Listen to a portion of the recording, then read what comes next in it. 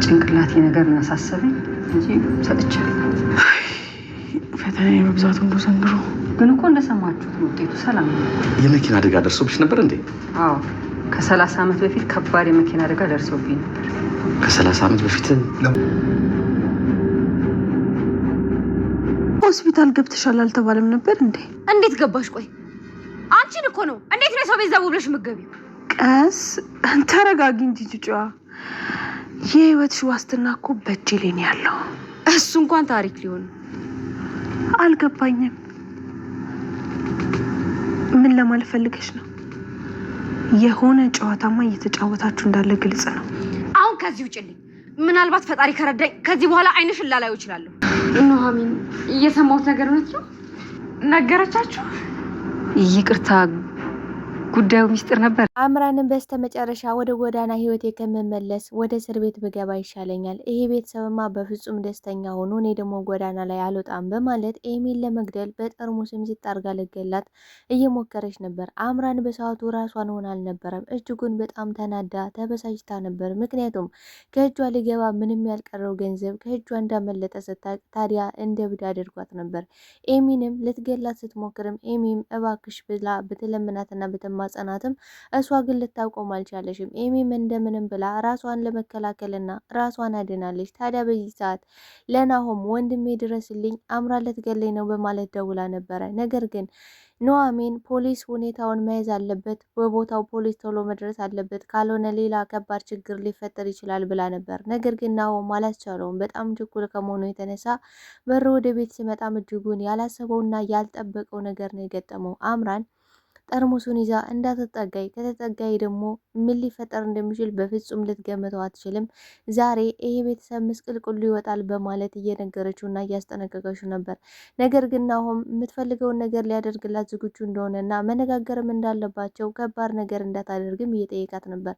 እሷ ግን ልትሰማው አልቻለችም። ምክንያቱም ከዚህ በኋላ እኔ ያልቆልኛል፣ ወደዛ ጎዳና ህይወት በፍጹም አልመለስም፣ ሸውዳችሁኛል፣ አታላችሁኛል፣ ሴራችሁ አልገባኝም ነበር በማለት በጠርሙስ ራሷን ወግታለች። በጣም ያሳዝናል። በናሆም እናት ፋንዱሽም ለፓርማሮን ለኤሚ ለመስጠት ዝግጁ እንደሆነች እና እንዲሁም ደግሞ ናሙና ተወስዶ ከኤሚ ጋር ተመሳሳይ እንደሆነ መላ ቤተሰቡ ሲሰማ በእንባና እንዲሁም ደግሞ በደስታ ተውጠው ይገኛሉ።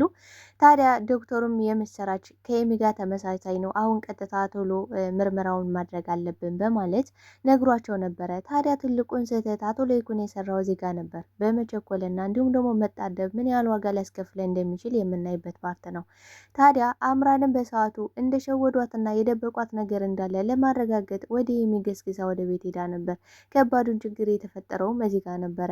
ሰላም ጤና ይስጥልኝ ውድና የተከበራችሁ የቻናሌ ቤተሰቦች፣ ተወዳጁን ድራማ ኑሐሚን ቀጣይ ክፍል ወደ እናንተ ይዤላችሁ መጥቻለሁ። በዚህ ክፍል ላይ ብዙ ነገሮች ተፈጥረዋል። ቀጣይስ ምን ሊፈጠር ይችላል የሚለውን ነገር የምናወራ ይሆናል። ታዲያ ተወዳጆች ቪዲዮውን ስትጀምሩ ላይክ እንድታረጉና እስከ ቪዲዮ ፍጻሜ አብራችሁ እንድትቆዩ በአክብሮት እየጋበዝኳችሁ በስተመጨረሻም የናሆም እናት ለቤተሰቡ መልእክተኛ ሆና መታለች። ታዲያ ኤሚን በበኩሏ እግዚአብሔር ቤታችን ድረስ መድኃኒት ይዞልን መጥቶ እኛ ግን ውጭውን እናያለን በማለት በደስታ ተውጠዋል። ማመንም አቅቷቸዋል። ምክንያቱም የናሆም እናት የማታውቀውን ቤተሰብ ድንገት ተነስታ ይህን ያህል ዋጋ ለመክፈል ለምን እንደተዘጋጀች ናሆም በጣም ግራ ተጋብቷል። ነገር ግን ናሆም እናቱን ሲያያት የተለየ ስሜት እንድትሰማውና የምታሳዝን ሴት እንደሆነች እየነገራት ይገኛል። አንቺን በጣም መልእክተኛ የሆንሽ ሴት ነሽ፣ በጣም አስገራሚና አስደናቂ ሴት ነሽ እያለ እናቱን እያሞገሳትና እናቱን እያመሰገነ ይገኛል። ነገር ግን የናሆም እናት አሁን ላይ ፈንቱሽ ናሆም ልጇ እንደሆነ አውቃለች። ከ30 ዓመት በፊትም የመኪና አደጋ ደርሶባት እንደነበረና እንዲሁም ደግሞ የመርሳት ችግር አጋጥሟት እንደነበር ከዛም በኋላ ቤተሰቡን ለማግኘትም ብዙ እንደለፋችና ልታገኛቸው እንዳልቻለችም ማለት በመርሳቷ ምክንያት ልታገኛቸው ልታያቸውም እንዳልቻለች ነው እንግዲህ ስትናገር የነበረ ዛጋ የብዙ ውጣ ውረድ እንዳሳለፈች እና እንዲሁም ደግሞ ያ ቤተሰብ እንዳልተቀየረ ትናንት ትታው እንደሄደች ዛሬም እንዳገኘሻቸው ጭምር ናሆምም አድጎ ይህ ውድ ልጇን ስላየሽው እጅግ በጣም ደስ ብሏት በእንባ እያለቀሰች ነበረ። ታዲያ ኑሐሚን ከምን አይነት ቤተሰብ ነው አመተሽ ጣልሽኝ ሳላውቀው ከገዛ ልጄ ቤት እንዴት እመጣለሁ ብላ አሁን ላይ ስቅስቅ ብላ እያለቀሰች ነበር። ኑሐሚንም በሰዓቱ በጣም ደንግጣ ነበር። ማለት ከዚህ በፊት አሞሽ ያውቃል ወይ? ምንድን ነው ራስሽን ተሽ ወደቅሽው? አቶ ለይኩንና ወይዘሮ ዝናሽን ስታይ ድንገት ራስሽን ስተሽ ወደቅሽ፣ ምንድን ነው ችግሩ ብላ ጠይቃ ነበረ። ታዲያ አቶ ለይኩንም አሁን ላይ ፈንቱ እውነትም የናሆም እናት ልትሆን እንደምትችል ጠርጥረዋል። ምክንያቱም ደግሞ ፋንቱ እንግዲህ ከ30 ዓመት በፊት የመኪና አደጋ ደርሶባት እንደነበረና የመርሳት ችግር እንደነበረባት እንዲሁም ደግሞ ራሷን ትንሽ ችግር እንደነበረባትም ጭምር ተናግራለች። ታዲያ 30 ዓመት ስትል አቶ ለይኩን በጣም ነበር የደነገጠው።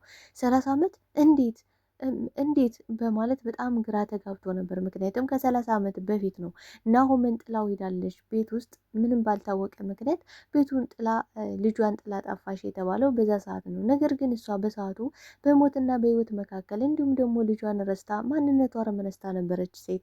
ታዲያ ብዙ ዋጋ ከፍላለች። አሁን ላይ ደግሞ ውድ ልጇን አገኘው ስትል እንደገና ደግሞ አምራን ውድ ልጇን ልታሳጣት ወደ እስር ቤትም ልታስገባ ሞክራ ነበር። ታዲያ በዚህ ጉዳይ ላይ የተፈጠረውንም እያንዳንዱ ነገር የምናወራ ይሆናል። ወይዘሮ ዝናሽ በበኩሏ ከአምራን ጋር መራቅ ያለብን በስሜት ሳይሆን በስሌት ነው። ቀስ በቀስ የምናረቃት ከሆነ ከባድ ችግርን ታመጣብናለች። አሁን ላይ ሀብቱን፣ ገንዘቡን፣ የተመኘሽውን ነገር ስላጣሽ እኛ ላይ ምን ልታመጣና ምን ልታደርግ እንደምችል በፍጹም አናውቅም በማለት ለዛም ነበረ እንግዲህ አቶ ለይኩንን ቀስ ብላ አማካኝተ እንድትወጣ ፈልጋለሁ። ምክንያቱም አቶ ለይኩን እንግዲህ ድርጅቱን ወደ እሷ ሊያስተላልፍላት ወደ ቢሮ እየሄዱ ነበረ። ታዲያ በዚህ ሰዓት ልጄ በጠና ታማለች፣ ውረጅልኝ፣ ለልጄ ቶሎ መድረስ አለብኝ በማለት ነበር እንግዲህ አቶ ለይኩን አምራን ያስወረዳት። ታዲያ አምራንን በሰዓቱ እንዴ ልጄ እኮ ልትታከም 4 ቀን ብቻ ነው የቀራት፣ ለዛ ደግሞ አሁን ላይ በጠና ከታመመች ደግሞ እንዲያውም ጥሩ ነው ለእኔ ገንዘቡን አስተላልፍልኝ እና ቀጥታ አሁን ላይ ምርመራውን መጀመር ይኖርብናል እያለች እየነገረችው ነበር። እሱ ግን በጭራሽ ሲላት እሷም ደግሞ የሆነ የተደበቀ ሴራና ተንኮል እንዳለ ስለገባት ቀጥታ ምንድን ነው ያደረገችው? ቤት ሂዳ ኤሚን ቤት መኖሯን እና ለመኖሯን ማረጋገጥ ነበር የፈለገችው። አቶ ለይኩንም በሰዓቱ ሲደርስ እንዴት እርግጠኛ ሳትሆኑ አቻክላችሁ ትጠሩኛላችሁ ነበር ያለው። ነገር ግን አሁን ላይ ሁሉ ነገር ሰላም እንደሆነና እንዲሁም ደግሞ ፋንቶሽ የመኪና አደጋ አጋጥሟት እንደነበረ አሁን ደግሞ ውጤቱ አሪፍ እንደሆነ እንዲሁም ደግሞ ዶክተሩ እንኳን ደስ ያላችሁ፣ ሁሉም ነገር ተመሳሳይ ነው፣ ሁሉም ነገር ተሳክቷል፣ አሁን ላይ ምርመራውን ቀጥታ መጀመር ይኖርብናል በማለት በስርዓት ማብስሯቸው ነበረ። ታዲያ አምራንም ኤሚን እያስጨነቀሻት ነበር። ቆይ አባትሽ ለምንድን ነው የዋሸኝ? ምንድን ነው የተፈጠረው? በማለት ስትናገርም ኤሚን በሰዓቱ እግዚአብሔር ከረዳይ ከዚህ በኋላ አንቺን አላይሽም፣ ከቤቴ ውጭልኝ፣ ላይሽ አልፈልግም እያለቻት ነበር። እንዲህ ቆይ ለምን ሕክምና ሊደረግልሽ እኮ 4 ቀን ብቻ ነው የቀረሽ፣ ለዛ ደግሞ ህይወትሽ በእኔ እጅ ላይ ነው፣ ስለዚህ እኔን ደግሞ መንከባከብ እንጂ እንደዚህ ልታመናጭቅኝ አይገባም እያለቻት ነበረ። ታዲያ ኤሚን በሰዓቱ ፓርማሮውን ከእሷ በጭራሽ እንደማትፈልግ እንዲሁም ደግሞ ሌላ ሰው እንዳገኘ ስትነግራት አምራን እንደ እብድ አድርጓት ነበር።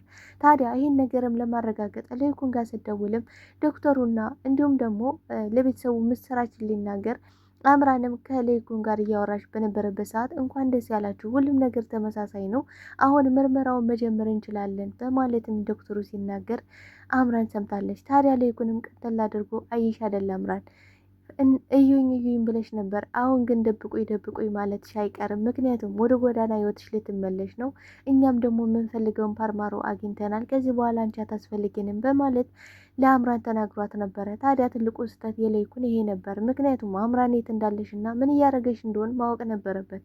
አምራን ከዚህ በላይ ምን ልታደርግ እንደምትችል በፍጹም አላወቃትም። ታዲያ ለይኩንም በሰዓቱ የአምራን ሴራና ተንኮል ቢገባኝ ኑሮ ልጄን አሳልፌ ልሞት አልሰጣትም ነበር፣ ልጄን አደጋ ላይ አልጥላትም ነበር በማለት እየተጸጸተ ይገኛል። ታዲያ አምራንን በሰዓቱ ተናዳ የምታደርገውን ሁሉ አጥታ ነበረ። ታዲያ ይህን ቤተሰብ ሲጣርጌ ገድዬ ይህን ቤተሰብ አመሰቃቅዬ ወደ እስር ቤት እገባለሁ እንጂ በጭራሽ ወደዛ ወደ ቆሻሻ ህይወቴ አልመለስም ብላ ቆራጥ ውሳኔን ወስናለች። ኤሚን በሰዓቱ በጣም አምራን ውጭ ላይ ምን ልታደርጊ ነው? ምን ልትወይ ነው? እያለች በጣም በርታ ደንግጣ ነበረ። ታዲያ አምራንን በሰዓቱ ይህን ቤተሰብ አመሰቃቅለዋለሁ፣ መቼም ቢሆን እኔ በህይወት እያለሁ ይሄ ቤተሰብ ደስተኛ ሆኖ እኔ ደግሞ ወይ ጎዳና ህይወት በጭራሽ አይገባኝም።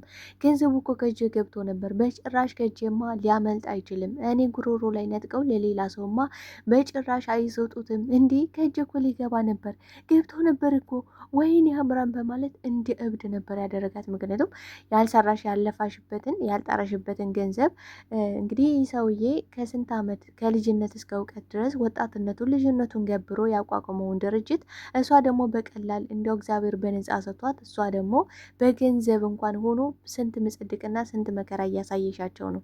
ታዲያ እንግዲህ ፋንቶሽ ምን ብላለች? እግዚአብሔር አምላክ በነጻ የሰጠኝን እኔ ደግሞ በነጻ ልሰጥ በጣም ዝግጁ ነኝ ብላለች። ወይዘሮ ዝናሽ በበኩሏ እንዲህ ለዛች እርኩስ ልንሰጣት የነበረውን ገንዘብ ላንቺ እንሰጥሻለን ስትላት በጣም ነበር ያዘነችው ፋንቶሽ። ምክንያቱም ፈንቱሽ በነፃ የተሰጠኝን ነገር በነፃ ሊሰጠ ይገባኛል። ምክንያቱም እግዚአብሔር አምላክ እስካሁን ድረስ ጠብቆ ያቆመኝ እስካሁን ድረስ ያቆይ ምናልባትም ለዚች ምስኪን ልጅ ልደርስላትና ህይወቷን ልታደጋት ይሆናል። ምናልባትም በዚህ እግዚአብሔር በቃ ይህን ነገር እንዳደርግ አእምሮዬ እንዲያልፍ አእምሮዬ ነፃ እንዲሆን አድርጎኝ ይሆናል እያለች ነበር። በሌላ በኩል ግን የልጇን እህት እያዳነች መሆኑን አውቃለች። ታዲያ ናሆም የመሳሳለት ልጄ ናሆም መሆኑን ስታውቅ እንግዲህ በጣም ነበረ ውስጧ ሀሴት የሞላው። ምክንያቱም ልጇ አድጎ ጎርምሶ ከ30 ዓመት በኋላ ይህን ቆንጆዬ ልጇን ስታገኘው እጅጉን በጣም ነው የተደሰተችው። ታዲያ እንግዲህ ፈንቱሽ በዛ ሰዓት ስታሳልፍ የነበረው ሲቃይና መከራ እንዲሁም ደግሞ ልጇን ለማዳን ልጇ ሲያለቅስባት እንግዲህ ለልጇ ወተት ለመግዛት ነበረ በመኪና አደጋ የተገጨችው። ከዛም በኋላ ግን ምንም ወገንም ዘመድም ስላልነበራት ማንም አይዞሽ ባይ አልነበራትም። ታዲያ የጎዳና ህይወቷንም ስትኖር እያለ ነው እንግዲህ ኑሐሚን አንስታ ከጎዳና ህይወት ይህን ህይወት እንድትኖር አሁን ላይ ከልጇ ጋር እንድትገናኝና ለሁሉም ነገር አያቸው አይደል መሰላላሉ መገፋት እንዲሁም ደግሞ ብዙ ውጣ ውረድ በህይወታችሁ ሲደርስባችሁ መጨረሻው ካሳ እንደሆነ ማወቅ አለባችሁ። አሁን ላይ አምራን ምንድን ነው ያደረገችው? ይህን ቤተሰብ ማመሰቃቀል አለብኝ ብላ ቤተሰቡን ለማመሰቃቀልና የኤሚን ህይወት ለመቅጠፍ እንግዲህ ኤሚን እኔ ማዳን ካልቻልኩ እኔ መግደል አለብኝ ብላ ነበረ በሰዓቱ የወሰነችው። ግን ደግሞ ማዳንም መግደልም የሚችል አምላክ እንጂ እሷ አይደለችም። እሷ በሰዓቱ እሷን ገላ እስር ቤት መግባት ፈልጋ ነበረ። ታዲያ እሱ አልሳካላት ሲላት ምንድን ነው ያደረገችው? ናሆም ልክ ቤት ውስጥ ሲደርስ ናሆም እንደገደላት ለማስመሰል ራሷን እንግዲህ ራሷን በሚያጠፋ መልኩ ነው እንግዲህ አልተሳካላትም እንጂ ራሷን ለማጥፋት ነበረ የወሰነችው። ታዲያ ራሷን በጠርሙስ ሆዷን ወግታ ነበረ። ግን ደግሞ እሷ በሰዓቱ በጣም ተጎዳሽ እንጂ ህይወቷ አላለፈም ማለት ነው። ይሄ ደግሞ ለናሆምና እንዲሁም ደግሞ ለመላ ቤተሰቡ እጅግ በጣም አስደሳች ዜና ነው ብዬ ነው ማስበው። ምክንያቱም የአምራን እቅዷ ስላልተሳካላት አሁን ላይ ምንም ብትጎዳ እንኳን በህይወት መኖሯ ለነሱ በጣም ትልቅ አድቫንቴጅ ነው ብዬ ነው ማስበው። ራሷ ላይ ጉዳቱን አድርሳ ግን ደግሞ ናሆም እንዳደረሰባት ለማድረግ ነው እንግዲህ ናሆምን ወንጀለኛ አድርጋ ናሆም የእሷን ስላልሆነ ገንዘቡንም ማግኘት ስላልቻለች ያን ቤተሰብ በዚህ መልኩ ልትበቀል ነበረ ያሰበች። እንግዲህ የናሆም እናትም እሷ ቀድማ ያደረገችው መልካምነትና ደግነት እንዲሁም ደግሞ ከልብ የመነጨ መልካምነቷ ልጇንም ከክፉ ነገር ጠብቆላታል። አያቸው አይደል?